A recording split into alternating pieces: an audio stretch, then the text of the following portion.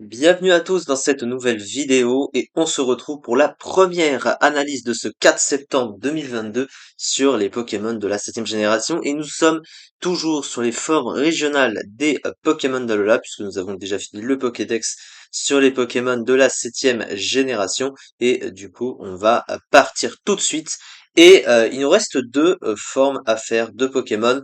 Noix de Coco du coup, Pokémon de la première génération évidemment a reçu une forme d'Alola et il nous restera Ossatueur à faire sur la vidéo suivante. Et on finira aujourd'hui avec la tier list sur les Pokémon de la 7e génération. Et ensuite on continuera les analyses. Et il y aura d'autres choses, j'en avais déjà parlé, mais je vais changer un peu mon contenu hein, puisque je commencerai à faire d'autres choses. Voilà, c'est au niveau des vidéos, juste pour le redire. Et comme vous pouvez le constater à l'écran, il y a une nouveauté, oui, puisque je vais commencer à faire mes analyses à partir du site stratégique Coup Critique, qui est un site nouveau et récent, qui a mis longtemps à être préparé, mais en gros, c'est un site Smogon en français et extrêmement bien foutu. Et du coup, je vais m'en servir également pour mes analyses dorénavant, puisque vous allez voir que c'est vraiment très bien fait et que c'est vraiment un très bon support pour analyser. Donc je me suis dit pourquoi pas, mais j'aurai toujours Smogon à côté évidemment.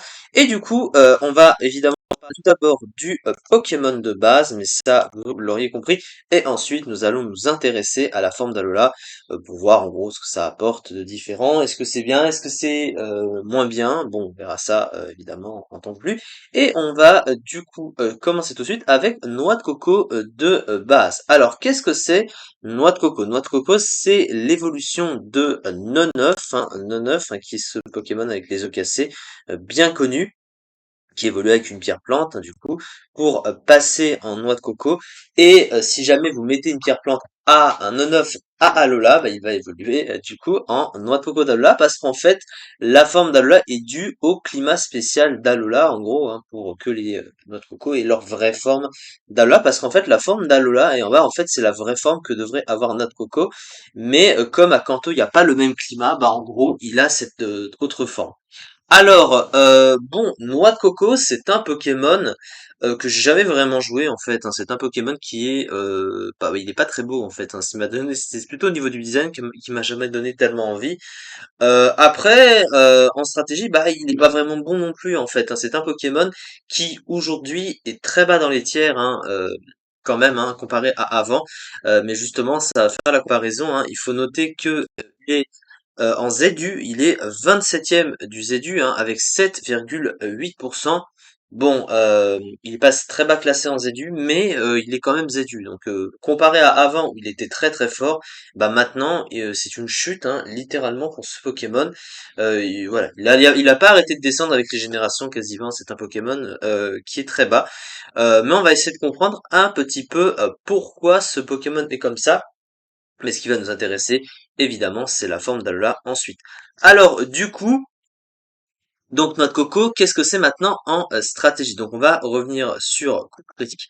Alors au niveau du type pour commencer, parce que évidemment on commence toujours par là, il a le double type plante et psy. Alors plante et psy, c'est la combinaison de types qui sont assez particuliers en stratégie. Alors déjà défensivement, le gros problème qu'il va y avoir défensivement, c'est que en fait, eh ben le type plante déjà de base, c'est un type qui a énormément de faiblesses, hein. C'est un des types qui a au moins 5 faiblesses naturellement, un feu, glace, poison, insecte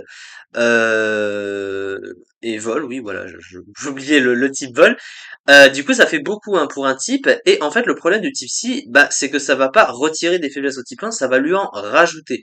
Notamment la double faiblesse au type insecte, hein, qu'on peut voir ici. Et c'est la double faiblesse à l'attaque demi-tour, hein, qui est très spammée en stratégie. Elle n'existait pas avec les premières générations, c'est pour ça que je vais dire pourquoi il était fort au début et pourquoi est-ce qu'il est beaucoup moins fort maintenant. Et à côté, bah, ça ajoute deux faiblesses, spectre et ténèbres, qui sont assez gênantes quand même, et en plus des quatre faiblesses classiques, hein, feu, vol, poison et glace, pour un combo de 7 faiblesses, qui est quand même énorme hein, pour un combo de stab défensivement. À côté de ça, il récupère quand même des résistances utiles. Les résistances du type plante, elles sont très utiles en stratégie, parce que c'est un des rares types qui a les fameuses résistances hein, au type sol, eau ou électrique, hein, à l'instar du type insecte, hein, qui a également les résistances combat et sol, et la résistance combat vient du type psy, avec deux résistances à côté plante et psy qui sont moins utiles, mais bon, il va pas s'en plaindre.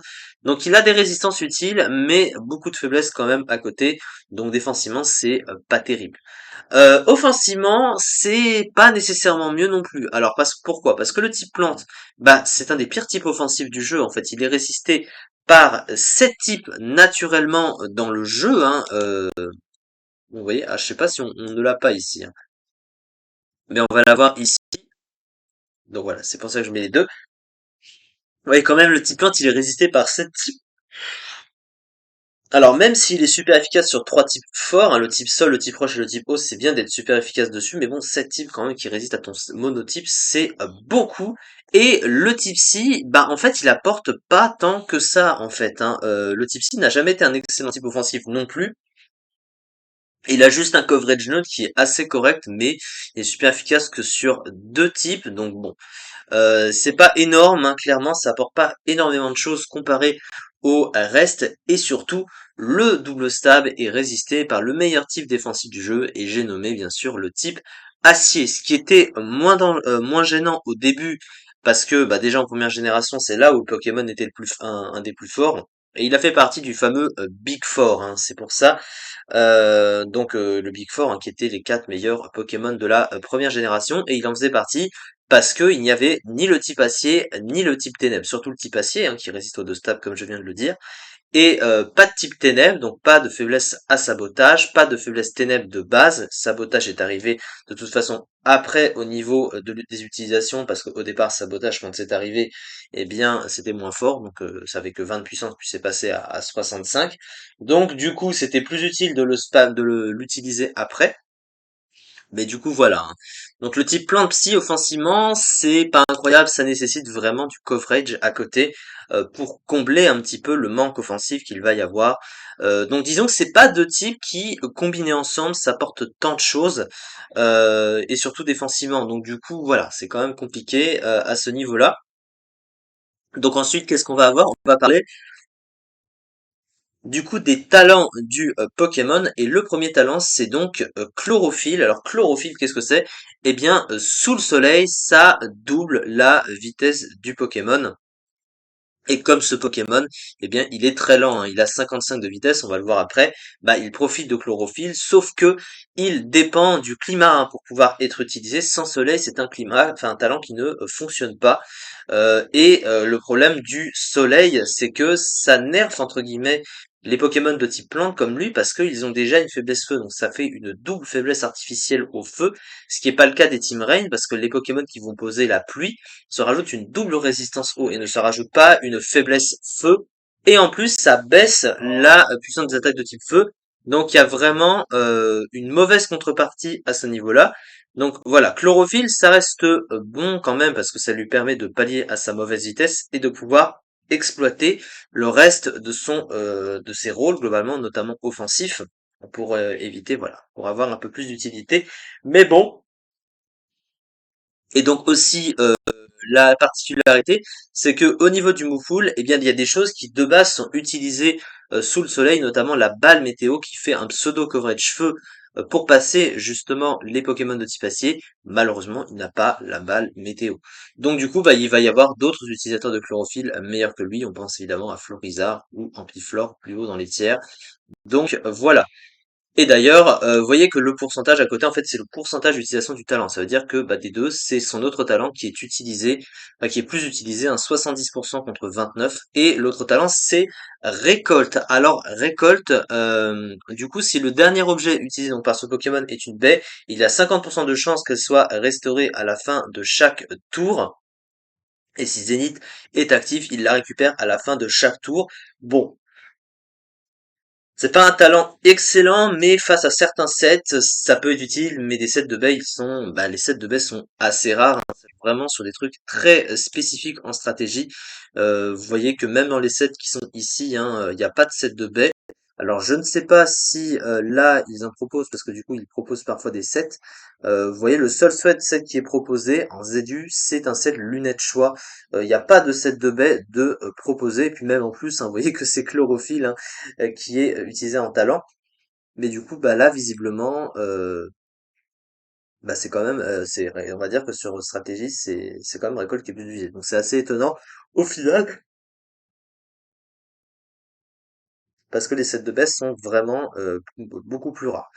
Donc voilà. Alors ensuite, au niveau des statistiques de noix de coco. Alors, il y a eu du changement du coup au niveau des statistiques parce qu'au début, eh bien, les statistiques étaient pas les mêmes. Le spécial faisait qu'une seule stat, ce qui fait qu'il avait artificiellement plus de bulk, hein. Il avait 125 de défense spéciale et c'est passé à 75.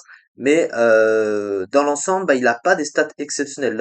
L'attaque spéciale de 125, c'est ce qui ressort le plus, ce qui est quand même une bonne stat d'attaque spéciale, hein, stat plutôt fort. Mais à côté, bon, il a pas un bulk exceptionnel, même s'il reste pas relativement mauvais. Il a une bonne base PV de 95, 85 en dev, 75 en SPDF. Bon, ça casse pas trois pattes à un canard, mais c'est correct. 95 en attaque, c'est pas mauvais, mais il l'utilise pas vraiment. Il l'utilise jamais, hein, c'est tout le temps des sets spéciaux. Et sa vitesse, c'est le plus gros problème, hein. 55 de vitesse, ça le rend très très lent, ce qui fait que tu es obligé d'avoir le moyen de le rendre plus rapide en général pour le rendre plus utile. Euh, alors je sais plus s'il possède la distorsion. Je crois que oui, il possède la distorsion. Bon, vous voyez ça, on y reviendra au niveau du move pool, mais c'est plutôt pas mal. Alors justement, en parlant du move pool, bah, on va y venir sur le move pool. Alors qu'est-ce qu'il a? Offensivement, le problème de ce Pokémon, c'est qu'il a un move pool offensif qui est restreint. Alors, sur le plan des stabs, il a quand même, bon, les classiques, hein, qu'on retrouve assez fréquemment sur les types plantes. Il a Giga Sensu, il a Écosphère, bien sûr, il a Tempête Verte, qui fait beaucoup de dégâts, même si ça baisse l'attaque spéciale derrière. Il a aussi des stabs physiques, mais bon, on n'y viendra pas parce qu'il s'en sert pas. Il a Lance-Soleil, hein, qui peut servir si le soleil est déclenché et avec l'utilisation de chlorophylle, voilà, hein, puisque ça n'utilise pas deux tours, mais un tour sous le soleil, je rappelle. Euh, à côté, par contre, sur le plan de ses moves de coverage, alors il a des moves physiques, hein, bon, il a physique. Non, il a que pied tissol. Non, c'est son autre forme qui a des moves physiques. Je me trompe. Mais du coup, bah, il possède pas grand-chose en coverage, hein. Il a que Bomberk, mais bon, le problème de tout ça, c'est que c'est des moves qui sont complètement résistés par le type acier. Et comme son double stab est résisté par le type acier, il a pas balle météo, hein, sous le soleil pour être utilisé, qui sert, comme je l'ai dit, hein, à passer les Pokémon de type acier, puisque ça fait un pseudo coverage cheveux. Donc du coup, bah, ça veut dire que tous ces sets offensifs sont résistés par le type acier. Donc si t'as un bon type acier pour tanker ses attaques, bah derrière, il n'y a plus trop de soucis pour ça, et du coup, il peut tuer le noix de coco derrière. Donc du coup, bah ce Pokémon, il était plus fort au début quand il n'y avait pas de type acier, et surtout parce que bah les faiblesses qu'il avait, il y avait moins d'attaques qui jouent dessus. Déjà, sa faiblesse spectre, il ne l'avait pas parce que le type Psy était immunisé au type spectre au début. Et le reste, ben la faiblesse à demi-tour n'existait pas et les attaques insectes étaient très peu représentées et très faibles, donc vraiment nulles. C'était des attaques de début d'aventure, donc pour les chenilles là, donc c'était vraiment mauvais. Donc il avait moins de problèmes avant, mais avec les générations, bah le metagame a augmenté évidemment et de plus en plus de Pokémon ont joué sur ses faiblesses et du coup l'apparition de demi-tour, hein, pour sa double faiblesse insecte. Donc il y a beaucoup de choses qui ont amenuisé ce potentiel, le potentiel de noix de coco en stratégie. Et à côté, il n'y a pas que ça, parce qu'il y a la concurrence de ces collègues de type. Alors oui, j'ai pas fini au niveau du move pool, excusez-moi, concernant le move pool de soutien. Alors globalement, il n'est pas énorme, hein, son move pool de soutien. Il a des classiques, il a Vampigraine, Poudre Dodo également, même si ça peut rater. Il a Téléport également, il peut poser la distorsion. Donc poser la distorsion lui-même, c'est toujours assez pratique. Mais à côté, il a aussi Plénitude, hein, bien sûr, pour se booster. Mais à côté, il a pas grand-chose de plus. Et ce qu'on regrette surtout, c'est l'absence d'un bon move de soin. Alors, il possède Synthèse, bien sûr, mais c'est moins utile qu'un vrai move de soin, puisque Synthèse n'a que 8 points de puissance au maximum, et surtout s'il n'y a pas de soleil par exemple, bah ça te rend moins de points de vie. Donc du coup c'est vraiment pas rentable, tu peux pas le spammer. Ou alors il suffit d'un Pokémon qui peut te wall et qui peut te baisser tes points de puissance avec ta synthèse, et du coup bah derrière c'est plus compliqué. Donc il est vraiment restreint sur le plan du soutien. Il a des trucs, mais c'est quand même pas ouf, hein. Clairement, on va pas se réjouir à ce niveau-là. Donc du coup, oui, je disais, il a une grosse concurrence, hein, ce Pokémon, au niveau des types plantes et des types psy.